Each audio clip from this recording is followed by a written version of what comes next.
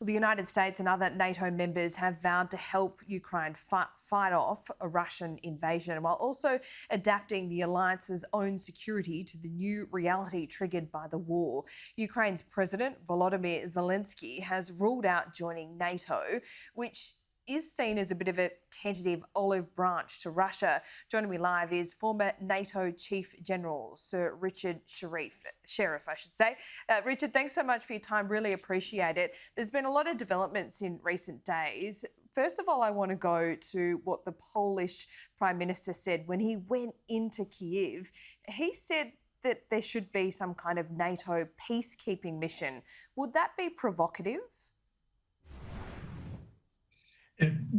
To set up a peacekeeping mission in the middle of a war is a very, very optimistic, crazy thing to do. To peacekeep, you have to have peace. And there is no way yet, as you can see from what's going on in Ukraine, that there's a peace to keep.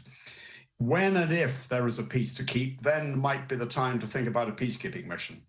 But what I'm absolutely certain is that any peacekeeping mission following on in the wake of what's been happening in Ukraine is going to have to be equipped as if for war, because that's the only way that peace is likely to be enforced. But at the moment, peacekeeping, forget it.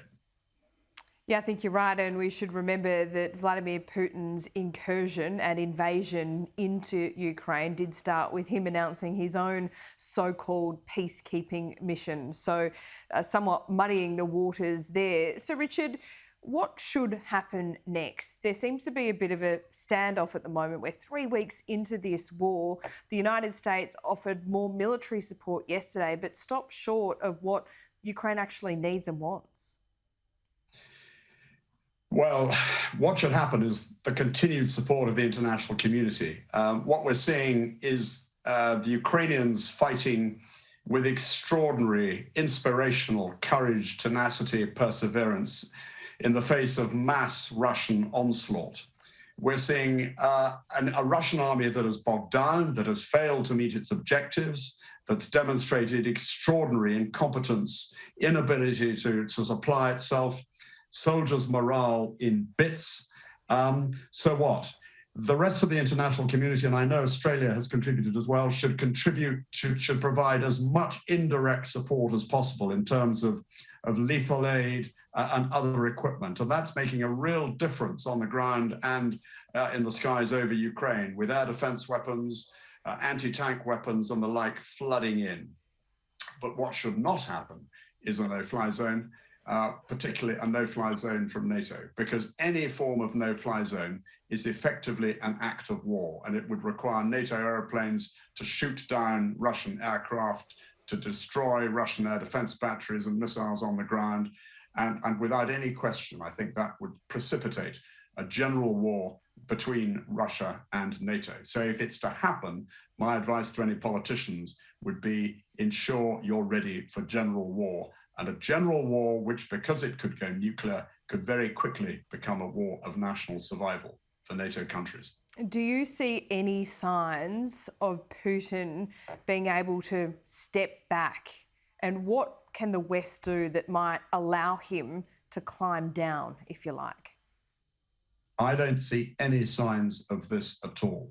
Everything we hear, we see from Putin says to me that he knows that he's running into trouble, that he knows he cannot fail in this war, because if he fails, that's him gone. He'll go the way of many previous Russian autocratic leaders when they failed, which is a bullet in the back of the neck or something like that. What worries me, though, is that he's going to be like a cornered rat. He's a KGB spook. And what do the KGB do when they run into trouble? They create bigger trouble somewhere else. So that is very firmly a major risk. And the way to mitigate that risk, I'm absolutely sure, is effective deterrence from NATO. When you say a bigger trouble somewhere else, where might he create that trouble? Well, he could easily target airfields on NATO territory, which are bringing in where the weapons and the capabilities and the equipment are being brought in. I wouldn't rule out the use of chemical weapons. The Russians, we saw what happened in Syria.